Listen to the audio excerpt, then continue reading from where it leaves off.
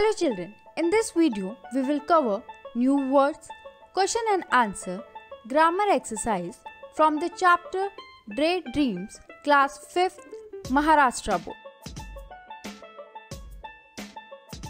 New words and their meaning: idle, lazy, enough, sufficient, exclaimed, cry out suddenly in surprise, commotion, meaning state of confused and noisy disturbance, astounded, meaning greatly surprised, antics, meaning foolish, wander, meaning walk to move in a aimless way, wielding, meaning shake and swing.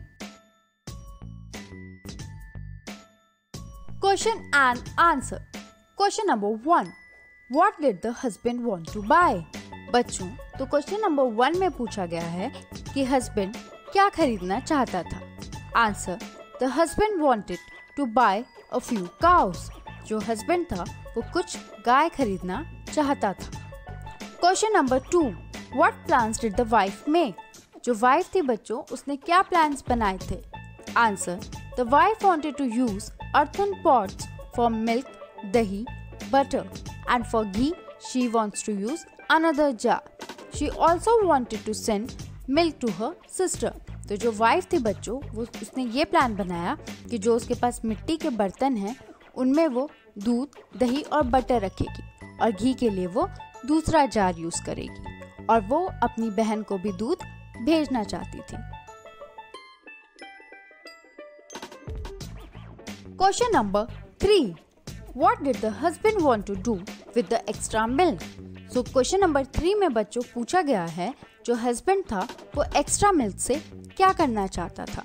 Answer: the husband wanted to sell the extra milk in the market. जो husband था वो extra milk को, बचे हुए milk को market में बेचना चाहता था. Question number 4. What did Gopal भांड से he was doing? Question number 4 में पूछा गया है बच्चों कि गोपाल भांड ने क्या बोला कि वो क्या कर रहा है. आंसर: गोपाल भांड said that he was driving away the greedy cows from his field of beans and cucumbers. तो गोपाल भांड ने बोला कि वो जो भी ग्रीडी यानी जो भी लालची गाय हैं उनको अपने खेतों से हटा रहा है. Question number 5. Did गोपाल भांड have a field? Question number 5 में बच्चों पूछा गया है कि क्या गोपाल भांड के पास खेत थे? फील्ड मीन्स खेत. आंसर: नो, गोपाल भांड did not have a field. Gopal भांड के पास कोई भी खेत नहीं था. Question number 6. What did Gopal भांड want to tell the husband and wife? बच्चों, क्वेश्चन नंबर 6 में पूछा गया है कि गोपाल भांड हस्बैंड एंड वाइफ से क्या कहना चाहता था. आंसर: गोपाल भांड wanted to tell the couple that they both are in daydream. तो ये कहना चाहता था दोनों हस्बैंड एंड वाइफ से कि आप दोनों जो भी सोच रहे हो या बातें कर रहे हो वो daydream है. Question number 7. What is the difference between a dream and a daydream? Answer: Dream is a series of thought, images and sensations occurring in a person's mind during sleep. तो बच्चों, जो ड्रीम है, सपना है, वो किसी को सोते टाइम आता है.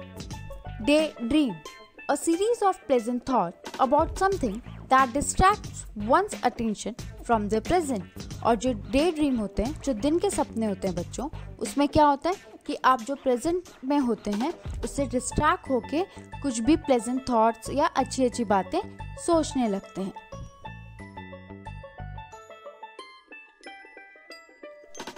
Point 3. Activities. Question number 1. Form groups of 3 and read the conversation in the story aloud. इसमें बच्चों आपको क्या करना है कि 3 लोगों का ग्रुप बनाना है और पूरी स्टोरी को क्लास में पढ़ना है. Point 2. Write about your own daydream in short. और आपका कोई डे ड्रीम हो उसके बारे में आपको शॉर्ट में लिखना है. 3. Begin with a word and write as many other related words or ideas that occur to you in the form of a concept chart or concept map.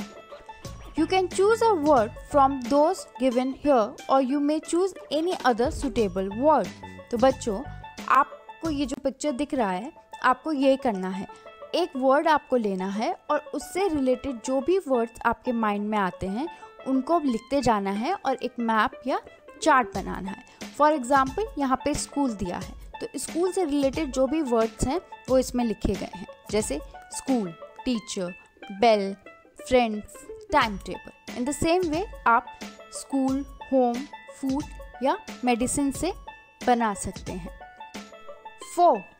Group work. Discuss in group of 5 the occasion on which you can use each of the following expressions. List at least 3 occasions each. That's true. Wouldn't it be lovely? Just try stopping me. बच्चों, इसमें आपको 5 लोगों का group बनाना है और ये जो 3 आपको नीचे सेंटेंस दिए हैं इनको यूज करना है। बच्चों, मैंने यहाँ पे होम वर्ड से चार्ट और मैप बनाया है। जैसे होम से रिलेटेड और वर्ड्स हैं parents, siblings, grand parents, uncle, aunty, love, care. In the same way आप और भी वर्ड्स बना सकते हैं। 1. A phases is a meaningful group of words. For example, one day, some extra money, a few cows, all the milk. Phases means बच्चों मुहावरे। तो phases क्या होते हैं? जिनमें बहुत सारे words होते हैं और वो एक meaningful sentence बनते हैं। From the story, find at least 3 phases, each that begin with or include each of the articles. Articles क्या है बच्चों? A and the। तो इस एक्टिविटी में हमें क्या करना है कि ये पूरी स्टोरी को पढ़ना है और उसमें से 3 ऐसे फेजेस ढूंढने हैं जिसमें ए एंड द आते हैं। बच्चों, मैंने आर्टिकल्स पे एक टेस्ट बनाया है जो इस चैनल में है, आप उसको देखो और उस टेस्ट को करो।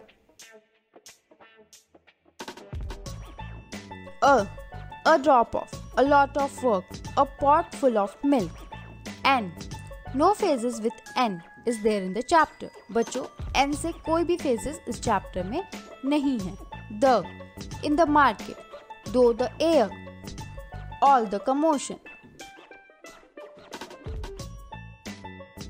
Choose A or N correctly and fill the blanks. An earthen pot, a cow, a jar, a sister, a stout stick, a lovely friend, an eyebrow.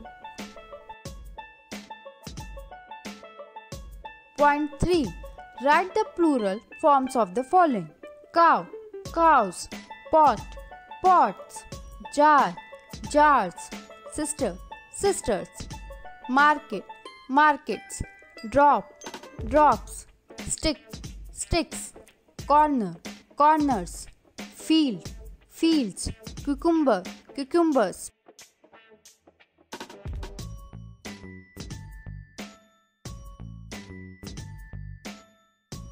Children, if you have any doubt related to this chapter, kindly write it down in comment box. Also, subscribe, like and share this channel. Thank you.